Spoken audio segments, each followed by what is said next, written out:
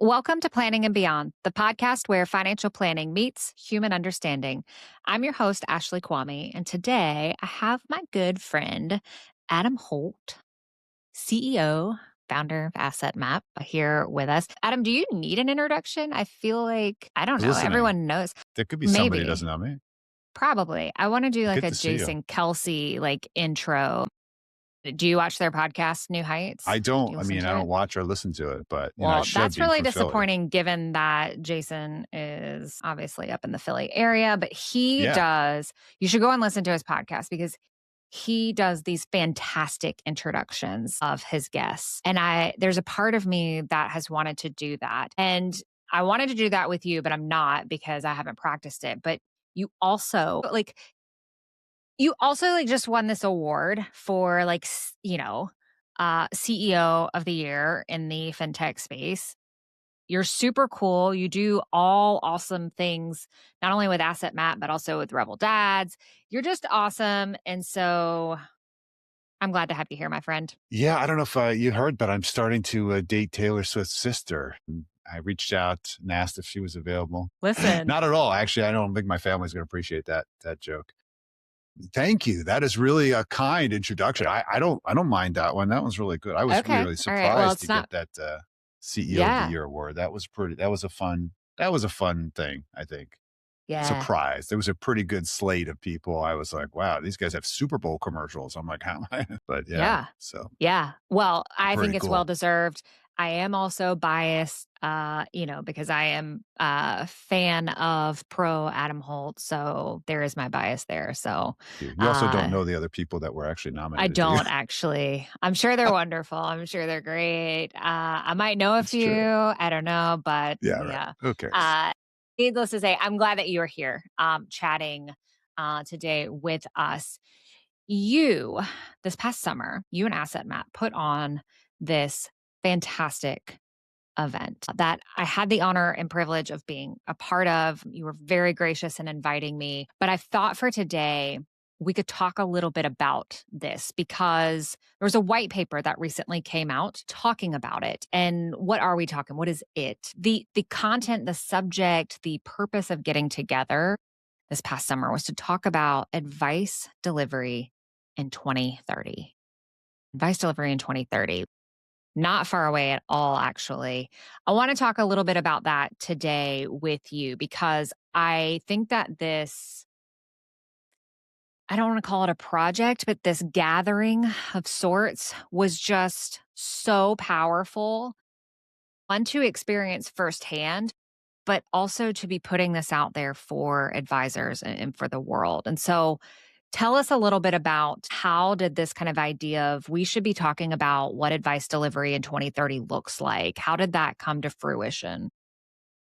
Well, as you know, and maybe some of your audience knows, I call myself the recovering financial planner, someone who had been, I guess it's 27 years now. I've been a financial practitioner. 19, I gave up all my licenses and decided to really drive Asset Map home and train now people. And the technology that we created in our firm was what helped us grow to, over $1 billion of assets under management and build real careers using that product. And then I showed it on stage and it just became this thing and it took over my life. And throughout that period of time, I've always been representing the advisor. I think of myself as always I'm the first customer of our product and I want to change the industry. I want to help it grow. I want to help it evolve, especially as it helped me. So in many ways, it's been an opportunity to help build community. And that's what this event was really about, Ashley. It was about bringing together people who have different backgrounds, different experiences, and help us answer the question of what do we need to invest in over the next 5 years to arrive in 5 years, 2030, and being able to deliver advice in a way that makes sense. And that means you have to think about the demographics. You have to think about technology changes, certainly artificial intelligence. You need to think about revenue. You need to think about psychographics. You need to think about behavior.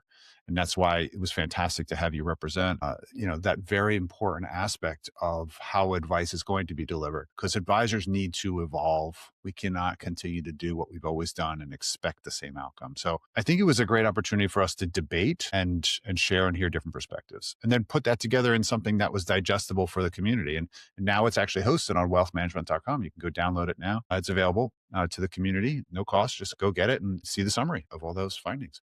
Yeah, it is. Again, my biases are showing a fantastic paper that was put together. Being a part of it was certainly an honor. What I loved about this question of what will advice delivery look like in 2030 was really all the different things that you talked about, right? What is the human role? What is tech's role? AI's role?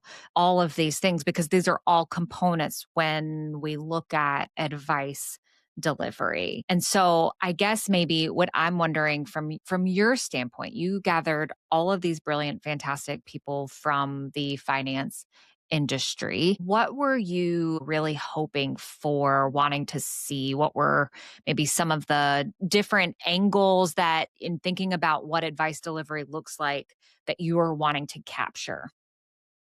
That's a good question.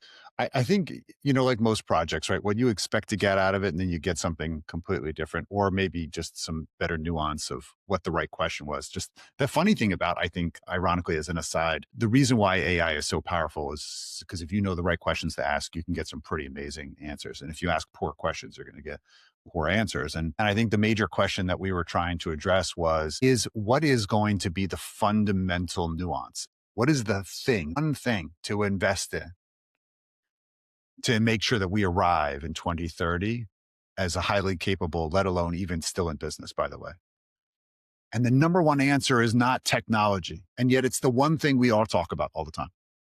Everyone keeps talking about the fact that everybody, I say everybody, generally it's more exciting to talk about the newest AI tool I got, or the coolest tax planning software, neat new financial plan. I mean, even asset map falls into some of these categories, but 95% of the answers from across the board, multiple disciplines, different backgrounds, etc., are all saying it's all about the human role. What? Yeah. Everyone, there's a lot of fear out there that says actually that AI is going to disintermediate these human roles. And I think it will disintermediate some roles and some functions. It has to, right? That kind of that level of innovation is going to affect things that we just don't understand. But what is very clear is something that I think Jeff Bezos said, right? The founder of Amazon, when he was asked even, 10 years ago, what's the thing to invest in? What change are you investing in? He says, that's not the right question. The question is, what's not going to change in 10 years? There's going to be lots of change. What's not going to change? And generally for our business, when humans need to make a decision that's either difficult or there's a high cost of being wrong, they want a human, an advocate to bounce that idea off. And Mm. if that's true, as people get more and more complexity through their life financially, and we have less time to make up for it, we're generally going to want another human. So who are they going to call? And that's really, I think, the bigger question that everybody needs to start answering for themselves. Why are you relevant? Why are you not a commodity? Because tech is going to eliminate a lot of the stuff you differentiated on.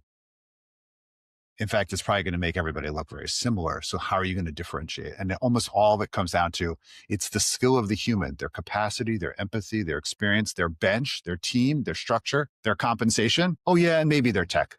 Maybe. I echo everything that you're saying. Well, And you were there. I was there. Of course I do, right? And I think that I hear a lot of that too around AI and tech, like taking over. And, I have said and will say that the, financial advice, the technical stuff will be table stakes in 2030. That's kind of a duh, like expected. Yeah. But knowing how to engage the human and bring your own level of humanness into the relationship. Talked about or mentioned, commoditizing, and that it can't be. That can't be the relationship piece, right? Uh, there. Okay, if we're talking about, one of the biggest outcomes from this discussion and from this group is just that, you know, tech is going to be great, certainly helpful, but the role of the human will be most important, right? Can we get a little bit like granular here Sure. around maybe what does that look like, the role of the human? Because I kind of, have my own therapeutic view of what that might look like. But like Yeah. for an advisor, that sounds a little like out there. Sure. Right. What might this look like for a I gotta say, financial yeah. advisor? So this drove me crazy because almost all the answers that we were hearing from individuals, when in fact you see this kind of in the social pundits, like you got to humanize, you got to deliver more humanity, you got to have a human in the loop. And everyone's like, what the heck does that mean? Please. Like, how do I go institute? I'm a human. I showed up. Okay. There, I'm in the loop. I'm on the thread. I saw the email. Like, I'm here. What are you talking about? So, it's interesting because there's more debate around this codifying this definition. And I would generally say it comes down to, I would say that, look, the one most wonderful word is empathy on this one. It's right. It's recognition that you're going through something and then being a human to help you make a decision. I think the fundamental problem with financial advice is that there's an intellectual component and there's this behavioral component. The advisors don't think about it this way, but here's the way I think about it. Because BFI or behavioral finance is really just popping up in lots of ways. You're very involved in this. And obviously Megan is very involved in this. And I think a lot of advisors don't even understand that, right? So let me frame it to you the following way. Intelligence, knowing what to do, whether it's artificial or advisor driven, is understanding intellectually what needs to happen. Based upon this information, I solved the problem. This is what needs to happen. Behavior is doing what you know. I know what to do, intellect. I do what I know. And what is the biggest challenge we all have in almost everything? It's not that we don't know what to do. We just don't do what we know. And that's why the behavioral component is so critical. Because if we can get people to save budget, to prioritize, to think estate, think legacy, think intention, we can get them to start doing, because we know they don't do it on their own, by the way. Even when we give them all the tech, they don't do it. Most people don't do it. And I think what we're really talking about is how does the human coach become an advocate for being someone who helps them behave in their best interests, not just know what to do. Yeah. And that's the evolution that we're really talking about, being a human advocate. There was this great quote from the white paper that I'll just read off here. And it says, humans don't hire advisors because they can't find answers online. They hire them because they can't find peace there. And I think this speaks a lot to, yeah, right? That's a good question. Who Sure, said white that? paper. I don't know. I don't know. Whoever wrote It the was white a paper. summary. Whoever wrote that white paper put that That's in right. there. I guess we wrote that. I'll take You credit. wrote that. Just kidding. I'm going to put your name beside it. I'm And a I co-author. think it speaks to one, it's a fantastic quote. I loved it. When I went through, I highlighted it, like that stood out to me because I think that, it's spot on, but also speaking to the point that you're just making here in terms of that role of the human. I mean, tech can certainly help with the answers. It can help close like the knowing doing gap, but I don't know about you, but if I'm typing in like my AI, who I call Otis, if I'm typing and talking with Otis, yeah, right, We have right. another discussion about that. Fine. We can- Why Otis? But okay. That's a conversation for another Okay, day. fine. That's fine. But as We'll do it Otis and next I are one. having a conversation, there have been plenty of moments where the feedback that I have received, the answer, I'm like, that makes sense. Okay, I could do that, but I don't feel better. I don't feel better. But if I go and I take that same question to, let's just say, professional, I've asked like our tax professional, like same answer, but that human to human like contact, like hearing it from it, like, okay, I feel better. I feel better now. That coaching role that you just mentioned, like that's where advisors will shine and being able to help do that, but also giving them that peace of mind as well. It's funny because I didn't think about it in the same frame, but when you mention feeling, you say that three times in a couple sentences, we are deluding ourselves as advisors to think that people are making logical decisions, right? We bring all this logic to the table, analysis, Monte Carlo, perspective, whatever, all that. And then we say, okay, there you go. I've done the research and this is what it says. You should do this. Plus I take my experience, I add it on top of it. And here's what I can actually do. And that's where we go. Excuse me. The client has a feeling of trust and confidence based upon that process.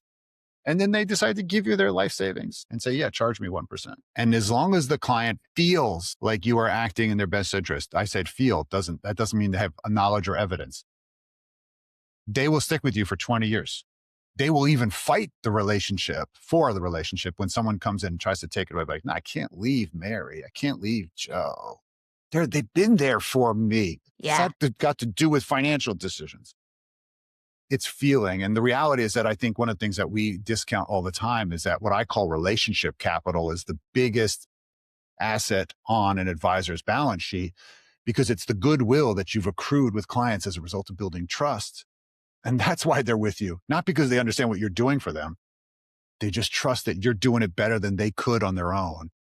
And that's good enough. By the way, it allows for an enormous amount of underproductivity or underperformance, or as well as, not necessarily a great value proposition, which is why I think it's so critical, Ashley, that the next 5 years we pay attention, because direct to consumer technology for planning, investments, insurance, all that stuff knows it.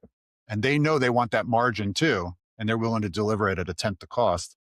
It's going to be really interesting for advisors to convey that they are delivering value. And it's why we're seeing advisors having to, in this advice delivery, widen their ability to deliver value. That means no longer just investments and or insurance and some planning in there.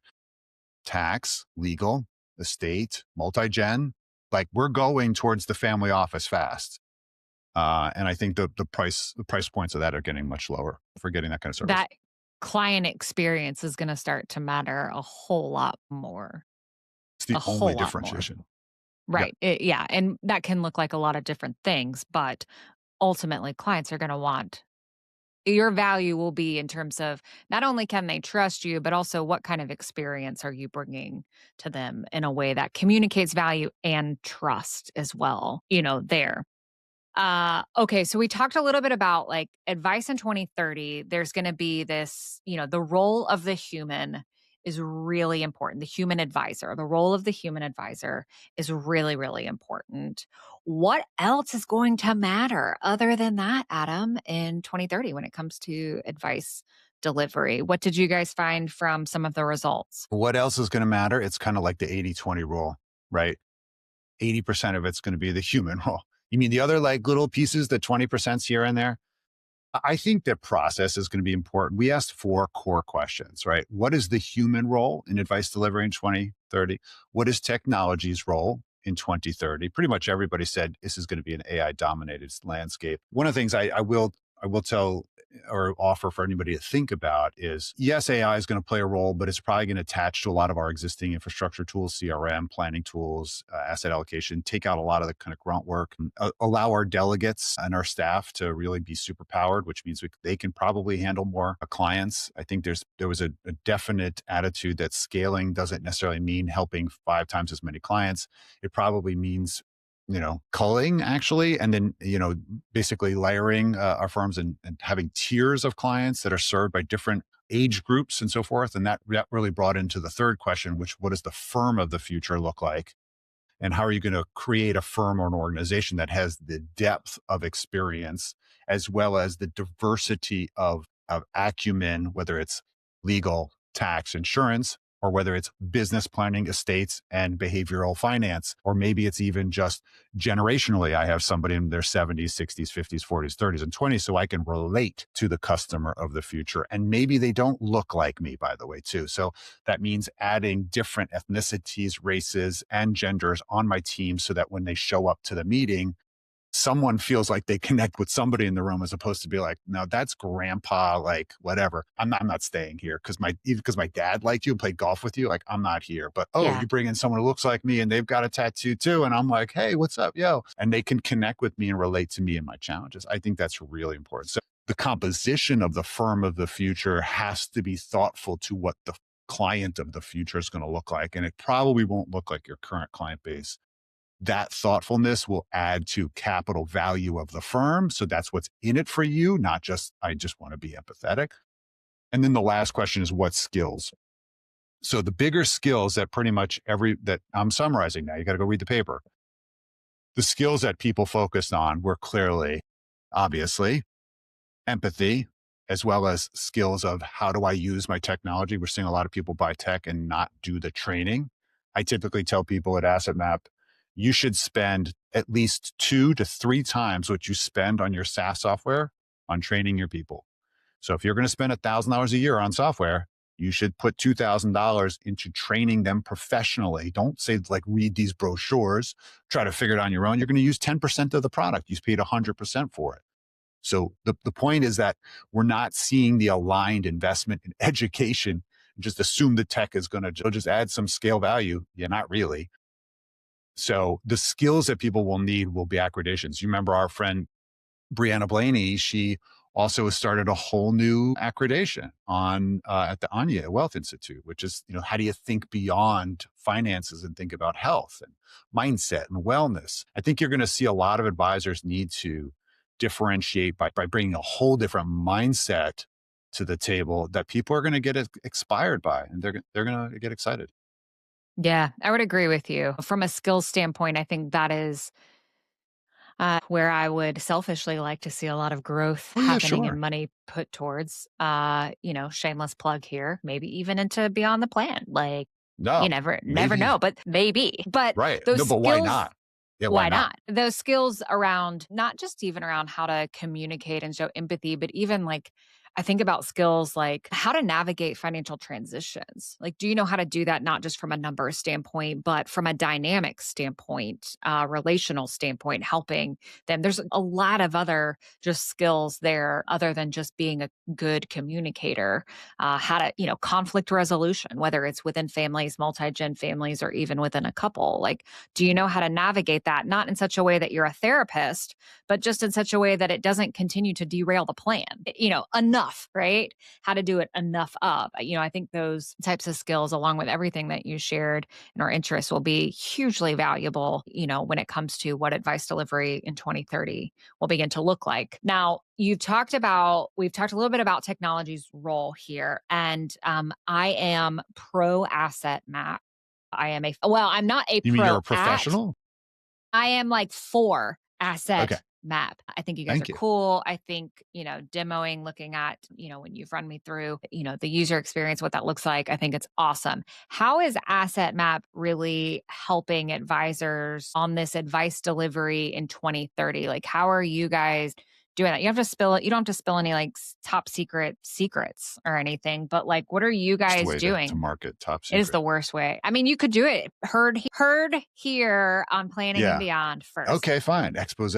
If you want to do it that way. But what are you guys helping advisors when it comes to leading like the next generation of advisors and moving forward? This question. You know why I love this question? Because Why? I've been doing it for 15 years and now people are ready to hear it. Yeah. Maybe, or Maybe. maybe not. Well, let's see. The people who have been in the business for years know what I'm talking about or what I'm about to talk about. They understand this. The wealthier clients that you've talked to, you understand what I'm going to tell you. The advisors that are starting out in the business and younger, I'm hoping you're going to hear what I'm going to tell you because this is critical. This is critical. The value, as I just told you, of an advisor's practice is the relationship, right? If I use technology to differentiate myself, don't be surprised if you're basically going to be replaced by that technology. So that means, as an advisor, the clients that I've had for 10, 15, 20 years, worth billions of dollars, billionaires, they consistently care about two things. Number one, how are you making my life easier or better? Don't complicate my life. Make it easier. I'm not paying you to complicate it. I'm paying you $1,000, $2,000 an hour. You're gonna help me basically get back to what matters most. You're buying back time. And you really better be a communicator. I happen to think that the future of financial planning is all about conversations. It's really where the human basically shines. Traditional financial planning has been about an analytics answer. Let me give you your Monte Carlo. Let me tell you when you're going to run out of money. Let me tell you What's the best investment to make based upon my model that my company blesses? That's how I make my money. And traditional financial planning has overwhelmingly, I say this lovingly, it's been a sales enablement process for years to help a person who is confused, complicated, and overwhelmed basically get closer to some seemingly logical decision that, I'm going to say it, serves the advisor's interest in many ways. And I benefited from this. So I want you to know. So I built $1 billion practice, $1 billion asset practice, I should say that, on this concept. And I realized that what is the most important thing actually was, how do I deliver conversation? So everything that Asset Map does today is not about analytics anymore. We are basically saying, you want to use eMoney, Right Capital, all these other cool tools, fantastic. You should use them. Excel, AI, I don't care. They're all going to be replaced by AI anyway. We're going to focus on how do we elevate the human conversation. And that is almost entirely around three major things. You want to know what they are? Please, Number yes. one, who matters to you? Who matters to you? The people in your car, the people in your world, the people you have interdependency. I need to visually show you that I understand what that looks like. So we build visual relationship maps right in Asset Map, whether connected to your CRM or you just tell me. I will show you. We need to confirm who's on the bus, because that's going to be your motivation for pretty much everything you do. Number two is, what are your financial priorities? Like, what are they really? And let's rank them. Let's go through and actually organize them. Is this more important than this? Is estate planning more important than, let's say, education funding? Is education funding more important than buying a second home? I need to understand the priorities, and we're going to negotiate them live on screen, full drag and drop. Like, you're going to get involved. No more presentation. You're participating. Okay. This is your life. I'm not running the car for you. You can get behind the wheel, and you need to be empowered. So two things: people, priorities. Number three and four is, what have you already done? Where is it? I need to now look at this and say, like, does your inventory match the people in the bus and the priorities? Because very often they're haphazard. So the key to this is, I can have a conversation. If I know those three or four things, right? Who, why, what's your why, what and where. The whole if and when questions are analytical things, are like, are you going to run out of money? Like, that's math. But if I can align your finances with intention visually, and you like understand it, and I'm the purveyor of that graphic, holy mackerel, the amount of trust and credibility that I have is addictive. And the wealthier you work up in the marketplace, you know that they love this stuff. You're making their life simple, and you're talking about what really matters. Intentionality crushes all other things, including performance. So if I can get advisors to facilitate that more meaningful conversation, they're going to win. And the business is going to be stickier. They're going to get referrals. They'll work multi-generational, and they'll get what they want out of it. And I'm super fired up about it, because I have been doing this in my own practice, and we prove it now. It's thousands and thousands of advisors, millions of people in Asset Map already. Like, people want this. And that's what we're doing. We're going to be investing in everything that we've learned in that advice engagement event, to help an advisor really just arrive and crush it. Of the people piece and aspect of it. And, I know I've shared this with you before. Like, it reminded me of like a genogram, like a family tree, like in therapy, like we would map out who are the people, as you said, like on the bus, who are the people that are meaningful to you. And I'm hesitant to say women, because I know this also applies to men. It certainly does, but very concerned about the other people in our life. How are they being considered and or taken care of when I'm making financial decisions? And it always amazes me, and this is not a judgment. Maybe it is. I don't know. It could be. It could be. I made a couple statements that probably will get people upset. Go ahead. I am usually amazed at how many advisors do not know like their clients' children, how many children they have, whether this is a first or second marriage. Do they have step kid? Like, just some of the, I'll call basics of a family map, how they just don't know like the people that are in their lives. I think that, when we talk about, advice delivery in the future, like that's going to matter. That's going to matter. And if you don't know the people on the bus, clients are going to be like, Well, you're skunking yourself. And you know why? Because I've been doing this for a good number of years now. And I say that because I've experienced this for real. I'm not just making it up. Something changes when you always look at a financial planning experience, like you're just putting up with the canned software that's driving the presentation. And it's just you and your hypertypical spouse. Here's you and your partner. Okay. And they are the focus of attention of everything. But as soon as they leave that room, probably their kids are more important to themselves. They'll make major sacrifices. We all do, good or not. For our kids. We probably make unseemingly strange concessions for our parents if they're still God willing living with us, right? It doesn't, I don't know why I'm doing that, but I'm going to do that. They're important to us in ways. And of course, we might even have kind of obligations and kind of moral standards of who's going to take care of them. And then maybe I've also, you know what, actually I got a brother and my brother's not really great with money. And my mom elected me to be the trustee of and the executor. She never told me. Now all of a sudden I've got to deal with that dynamics. The financial household is much more complicated than the financial planning software has ever traditionally been arranged for. What we do at AssetMap, the modern financial planning says, what does generation number one look like above you? Are your parents still alive? What's their health? What's their wealth? Is there going to be dependency here? Or do I need to think about tax strategies? Or do I need to think about family dynamics because dad owns a business and your brother wants it and you could care less? Do I need to think and bring strategies to the table? Oh, wait, you do that as well? Yes, I do that. Now, the client didn't know to ask us that or to know that there's just time bombs or just traps that they could be avoiding. But if I don't bring it up, I'm like, well, have you thought about putting this in trust? And if you put this in trust, maybe we should add this secondary provision that gives you some creditor protection. Would that be of interest? Oh, it does. I'm worried about getting sued. So the point is that the family financial kind of household is much bigger than the typical two registrants we actually put accounts in for. It's generation one, it's generation two and three. It's probably siblings. It's probably business partners that I went into ventures with. There's obligations here. And when you actually look at a relationship map for somebody who's created some level of sophistication, Ashley, you actually see 8, 9, 10 people there. And guess who else can work with me? Well, I can work with all these people. So in our practice, we work multi-generationally and we go sideways.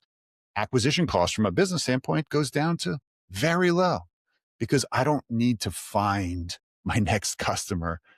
They're right in front of me. And by serving all of these generations in different ways, small and large, right? I build credibility within the family. Guess what happens when the kids wind up taking over for mom and dad as they get older in their finances? And they're kind of like, I need my kids to get involved. I'm embedded. I am I there. already know who they are.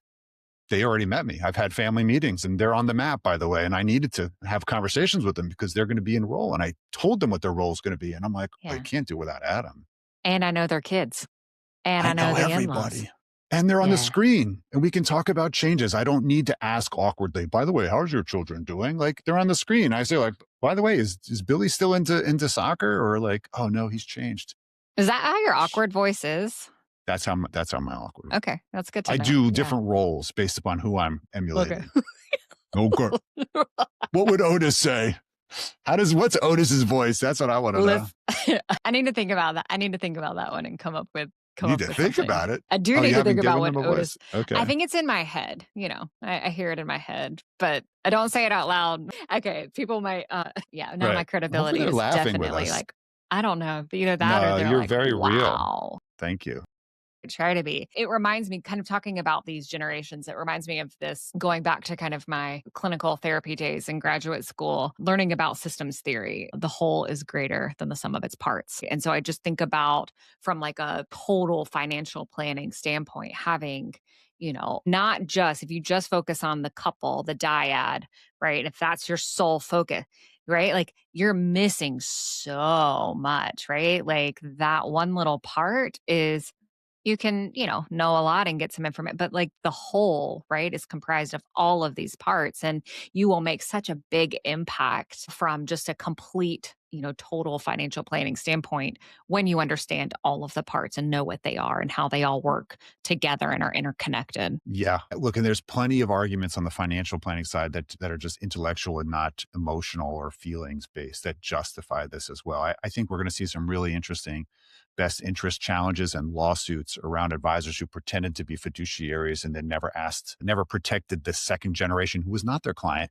by making sure their parents had a long-term care strategy or that their assets were in trust when they could have been, or their insurances were owned correctly or mapped out in such a way where they would have avoided probate. Like there's going to be some really interesting, I think, attacks on our industry that will be some warranted, some of course frivolous, but I think advisors need to pay attention and it requires an empathetic awareness that It's not just about what we've always done to get what we've always gotten. We're going to have to think differently and more evolved and broader.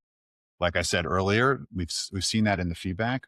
Advisors are going to need to be aware about legal, tax, insurance, investment banking, family dynamics, right? Behavior, coaching, All of it. paralysis, all these other things that are going to help people, as well as, like you said, even dealing with emotional journey of transition, loss of, what do I do when I lose dad? Like, what is that going to mean to our emotional journey? What is my legacy going to be?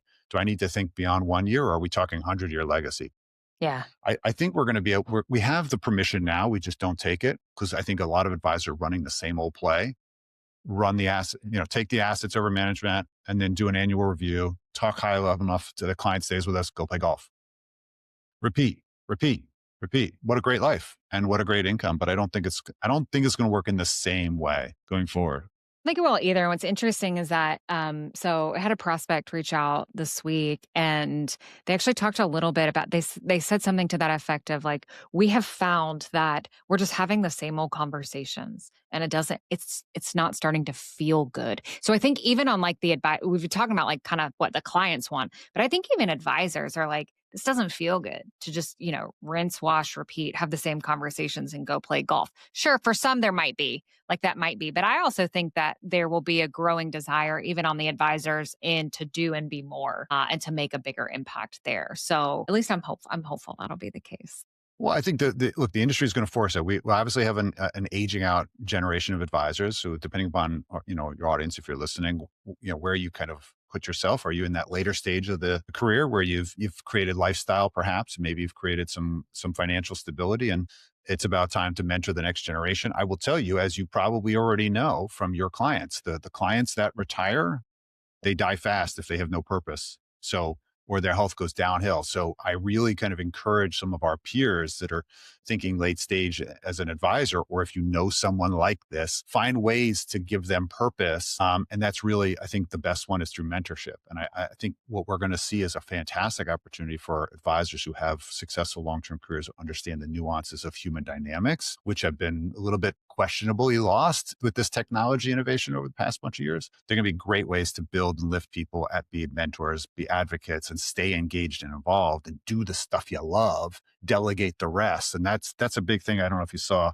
that Kitts has talked about in his recent research, that the advisors that have created the highest revenue per advisor have figured out how to scale the busy work completely off their schedule so they can spend most of their time doing the highest revenue work, which is also sometimes the most fulfilling. It's connecting, it's problem solving, it's relating, it's being there for people, it's mentoring, whether it's a client or a next gen or, a mentee. I think those are really the things that we need to focus on. I would agree with you. I would agree with you, my friend. All Cool. right. As we are sadly having to wrap things up, what else did we well, I don't wanna say what else did we not talk about or need to get to, because that's a loaded Nothing. question, but at least for, like, today, is there anything else that you feel like for listeners out there, if they're thinking about, "Oh, this is interesting, advice delivery in 2030," just high level that they should be aware of, that they should know or look at or consider? What's your best value? What do you love doing in this business? Like, what's the part that you really feel you're great at and people honor and respect? And I think if you think about it enough, I think it's the connection that we have with our clients. It's the long-term trust and credibility that we have earned with these clients, and understanding the power and important responsibility that we have over their financial future, which we cannot take lightly. And I think it's an opportunity for all of us to think, how do I deliver on the value proposition? I encourage everybody to think about how they actually deliver that experience in a way where it's helping the customer be empowered, not just dependent. And that's a kind of the real push. Is I believe that clients will have long-term success if we can help them, like a coach, actually be more productive when we're not in the room, and we're going to accrue that value, that benefit, that contribution, and I think fulfillment as a result, to knowing we're delivering more than just a business proposition. So I encourage people to figure out how they can have that financial planning conversation, and own it, and then find a way to delegate everything else you don't want to do. That's the beauty of our business, Ashley. Oh, yes, and so wonderfully said, Adam. I appreciate you. So Thank you. wonderfully said. All right, my friend, where can people find you? Where can they connect with you if they wanna I'm right learn here. more? They want more Adam Holt. Oh my gosh, why would they want that? Yeah. No, I think, you can come over to my place. LinkedIn is probably the best way to find me these days. I respond to DM, so certainly follow or connect me on LinkedIn. That's the best way. We're going to be promoting more of YouTube, and I'm just putting a huge amount of content out there these days. I'm really excited about that. That's my give back to community. So I encourage anybody who's interested to stay connected. Love it. Love it. We'll make sure that we include all of that in the show notes. So thank you. Thank you for coming on and being a part of this and sharing all of your insights I and appreciate what you're doing, Ashley. wisdom. Thanks for having me. Yes, absolutely. And thank you to all of you out there listening today. Thank you for allowing Adam and I into your mind, into your ears, a part of your week. You don't have to, but you are choosing to. And for that, I am incredibly grateful for. If you found this conversation valuable, if it resonated with you, I'd love to keep the connection going. You can find me on LinkedIn at Ashley Quamme, where I share weekly insights around the human side of planning.